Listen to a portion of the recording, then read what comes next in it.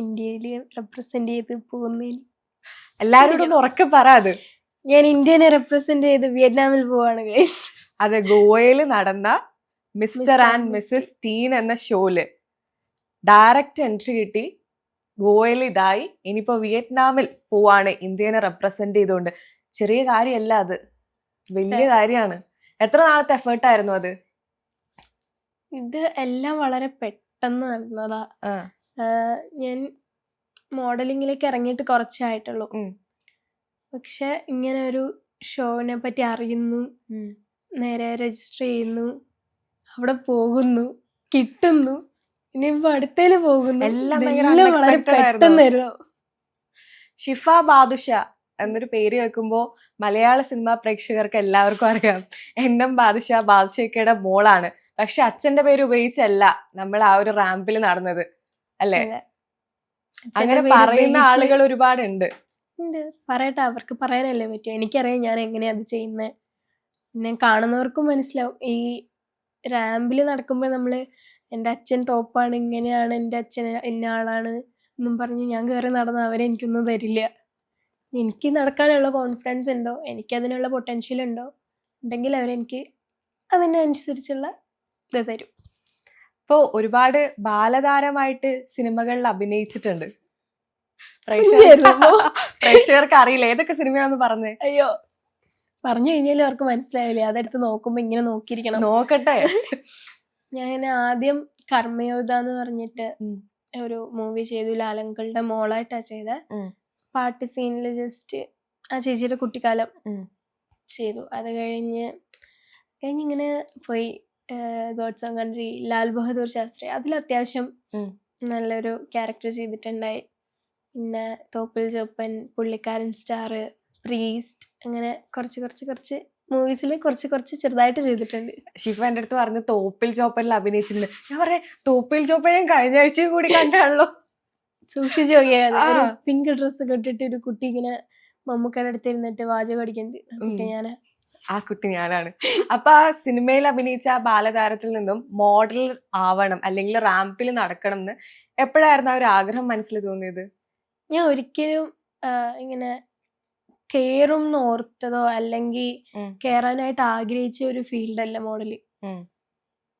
വന്നു കഴിഞ്ഞു, ഒരു കോള് വന്നു, ചെയ്യാൻ തുടങ്ങി, തലയിലേക്ക് ഇഷ്ടം കയറി വന്ന സാധനം മോഡലിംഗ് എന്ന് പറയുന്നൊരു ഫീൽഡ്. എനിക്ക് ഞാൻ ഭയങ്കര ഇൻസെക്യൂരിറ്റി ഉള്ള ആളായിരുന്നു. അങ്ങനെ എനിക്ക് ഭയങ്കരമായിട്ട് ആ ഒരു ഇൻസെക്യൂരിറ്റിയും വെച്ചിട്ട് ഈ മോഡലിങ്ങിലേക്ക് ഇറങ്ങാൻ പറ്റും എന്നുള്ളൊരു കാര്യം ഇതുവരെ ഞാൻ ആലോചിച്ചിട്ട് കൂടെ ഇല്ല. അങ്ങനെ ഇരിക്കുമ്പോഴാണ് എനിക്കിങ്ങനെ ഒരു കോള് വരുന്നു, ഇങ്ങനെ ചെയ്ത് നോക്ക് എന്നുള്ളൊരു കാര്യം പറയണു. ഇങ്ങനെ ചെയ്ത് നോക്കാന്ന് ഓർത്ത് നമ്മൾ ജസ്റ്റ് വെറുതെ ചെയ്യാം, എന്തായാലും വന്ന കോളല്ലേ കളയണ്ട എന്നൊരു രീതിയിൽ ചെയ്തു. ഇങ്ങനെ ഓരോന്നായിട്ട് കയറി വരുന്നു. അൽഹംദുലില്ലാ. ഇപ്പൊ ഇൻസെക്യൂരിറ്റീസ് ഒക്കെ കംപ്ലീറ്റ്ലി മാറിയോന്ന് പറയാനും പറ്റില്ല. ഇങ്ങനെ ഓരോരുത്തർ പറയുന്ന കേൾക്കുമ്പോ നമുക്കിങ്ങനെ വീണ്ടും ഓക്കെ, പക്ഷെ എന്നാലും പണ്ടത്തെ അത്ര ഇല്ല. ഷിഫ എന്താ ചെയ്യുന്നത്? പഠിക്കുകയാണ്. 12th പഠിക്കുകയാണ്. എവിടെ, ഏത് സ്കൂളാ? ഞാൻ ദാറുൽ ഉലൂം പറഞ്ഞിട്ട് നോർത്ത്. എന്താ സബ്ജക്ട് എന്താ?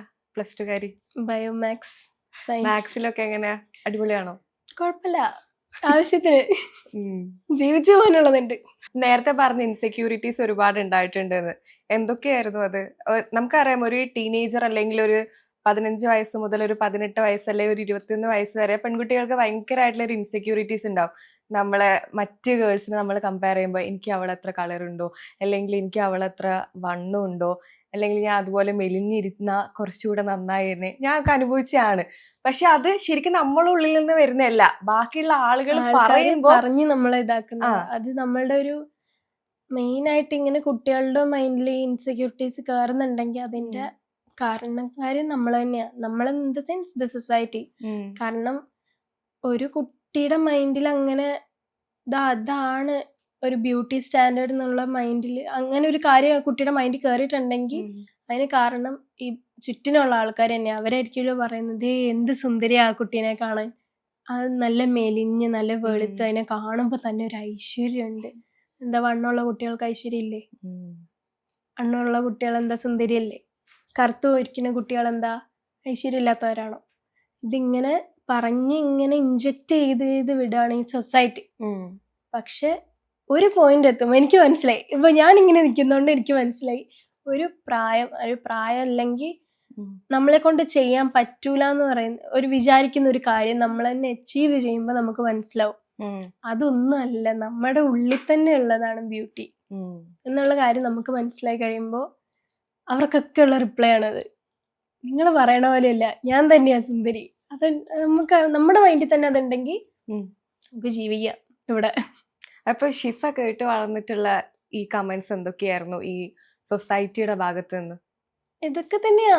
വെളുത്തിരുന്ന നല്ല കുട്ടി, മെലിഞ്ഞിരുന്ന നല്ല കുട്ടി, കറുത്തിരുന്ന കുഴപ്പമില്ല, കൊച്ചിനെ കുറച്ച് ഇങ്ങനെയായിരിക്കും പറയുമ്പോഴൊക്കെ ആദ്യം പറയുന്നത് നല്ല കൊച്ചൊക്കെയാണ്, പക്ഷെ കുറച്ച് കറുത്തിട്ടാണ്, നല്ല അത്യാവശ്യം കുറച്ച് വണ്ണമൊക്കെ ഉണ്ട്, ആ കൊച്ച് അതും കൂടി ഇല്ലെങ്കിൽ ആ കൊച്ച് സൂപ്പറാ.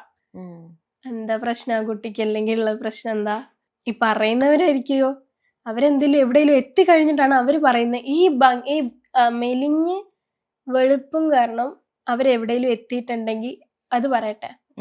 അത് മാത്രം ഉണ്ടായാൽ നമുക്ക് എങ്ങും എത്താൻ പറ്റില്ല. അപ്പൊ അങ്ങനെ ഇരുന്നിട്ടും കോൺഫിഡൻസ് ഉള്ളവരാണ് ഇപ്പൊ ഈ മിസ് വേൾഡ് ഒക്കെ ആവുന്നവര്.